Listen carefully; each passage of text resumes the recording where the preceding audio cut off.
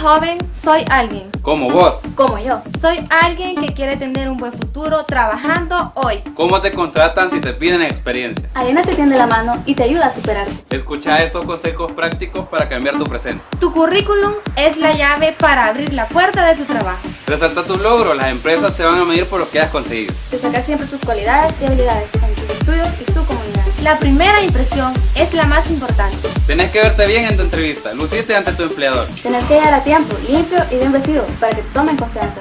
Nosotros nos preocupamos por vos, para que salgas adelante. Hacelo vos también. Agarra esos consejos para que cambies tu realidad y construyamos juntos un mejor futuro para el país. Por tu país, por tu familia, hazlo por vos.